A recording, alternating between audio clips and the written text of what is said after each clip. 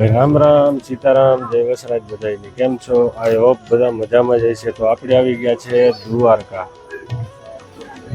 તો આપણી સાથે મહેમાન છે, તો મહેમાનને દ્વારકા ફરવા લઈને આવ્યા છે. તો આ આપણે દ્વારકામાં પહોંચી આવ્યા. તો આગળ જોતા રહ્યો અને ઇન્ટ્રોડ્યુસ કરાવું કોણ છે મહેમાન. તો અમારો વ્લોગ તમને ગમતો હોય તો અમારા વ્લોગ વિડીયોને લાઈક કરો, શેર કરો, સબસ્ક્રાઈબ કરો અને શેર તો જરૂર કરજો. ચાલો તો આગળ જોતા રહ્યો. તો ફાઇનલી દ્વારકાના દર્શન અમે કરી આવ્યા છે. આ અમારા મહેમાન છે. તમારું નામ કયો? અમારા દર્શકોને. સંતોષ મોઢવાડિયા અને ક્યાં છે? જયાબેન રાણાવાયા.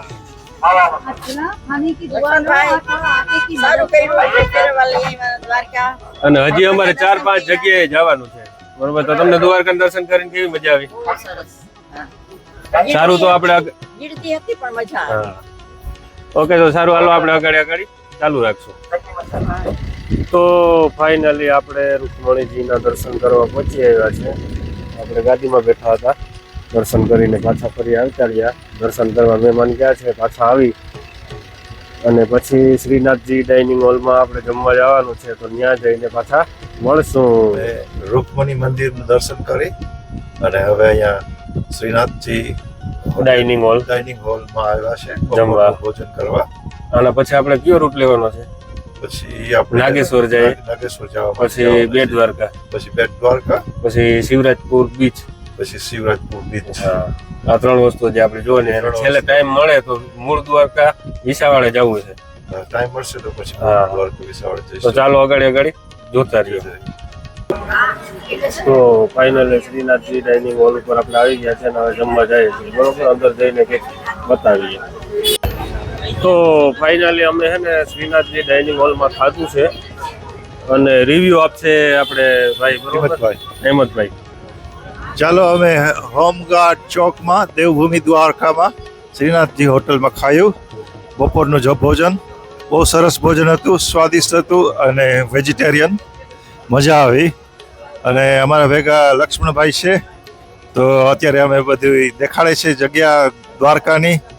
અને હમણાં પછી અમે હવે આગળ નીકળશું અમારી યાત્રામાં. તો ફાઇનલી આપણે હેમંતભાઈ ક્યાં આવી ગયા છે? અત્યારે આપણે સિંગરાજ બીચ આવ્યા છે, શિવરાજપુર બીચ આવ્યા છે. અને નજારો બહુ સરસ છે. અહીંયા કરી બોટિંગ કરે છે માણસો. વેધર ફાઇન છે અને દરિયો પણ શાંત છે. અને એક્ટિવિટી બધા માટે છે, છોકરાઓ માટે, એડલ્ટ્સ માટે પણ. તો જોવાનું બહુ મજા આવે છે. બહુ સારું છે બીચ. તો આપણે વ્યુઅર્સને બતાવીએ, આપણે વ્યૂ બતાવીએ. વ્યૂ બતાવો.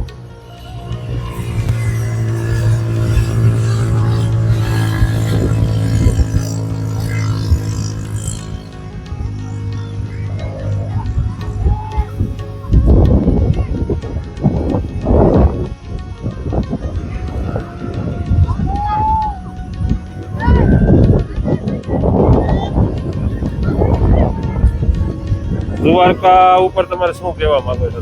દ્વારકા બહુ વિકસિત થઈ ગયું છે.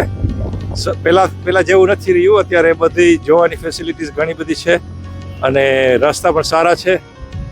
અને અત્યારે માણસો આવે છે, ક્યુઝ છે, પણ બહુ સરસ છે. અને આ બીચ પહેલાં હતી એનાથી પણ બહુ સુધારો ફાઇન થયો છે. સોફ્ટ સેન્ડ છે. તો કોઈને યુરોપમાંથી આવવું હોય તો એ લોકો માટે ફાઇન જગ્યા છે. ને અત્યારે અમને લક્ષ્મણભાઈ અહીંયા લઈ આવ્યા છે, જે બહુ એરિયાના બહુ જાણીતા છે. તો મજા આવે છે. તો ફાઇનલી કેટલો ઉગે અમે રિક્ષાવાળા છે. શું નામ ભાઈ તમે? ગુરુભાઈ રિક્ષામાં બેઠા અમે. અને આમ તો રબારી પણ ભાઈ અટક ભાઈ વારે વાહ ભાઈ, તો બોરી રબારી. રિક્ષામાં જઈએ છે.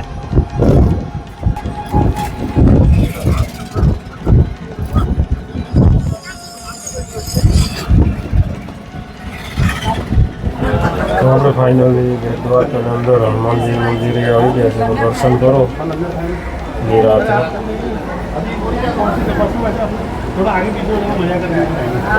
તો આપણે ફાઇનલી ક્યાં આવ્યા છે? આપણે ફાઇનલી હવે હનુમાનનું મંદિર જોવા આવ્યા છે બેટ દ્વારકા આગળ, અને બહુ પુરાણી જગ્યા છે, અને અત્યારે માણસોની ભીડ છે, ઘણા બધા માણસો જોવા આવ્યા છે. અને અહીંયાથી પછી અમે જઈશું બેટ દ્વારકા. તો ત્યાં આગળ બેટ દ્વારકાનું મૂળ જે મંદિર છે પહેલાં સ્થાપિત થયેલું એ જોશું. અત્યારે અમે અહીંયા દેખાડી દઈએ.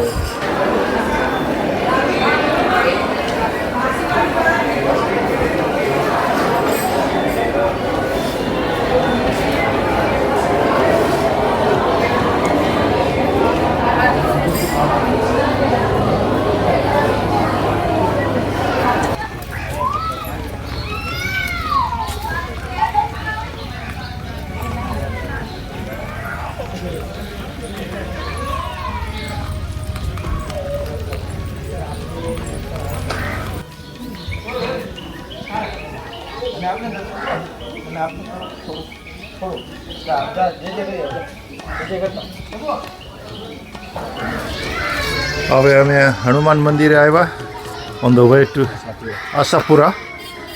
આશાપુરા માતાજીનું મંદિર આવ્યા અને દર્શન કર્યા અહીંયા આગળ.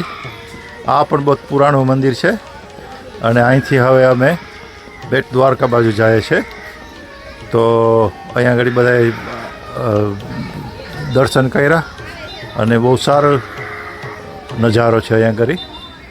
અને ધીરે ધીરે અમે આગળ વધીએ છીએ.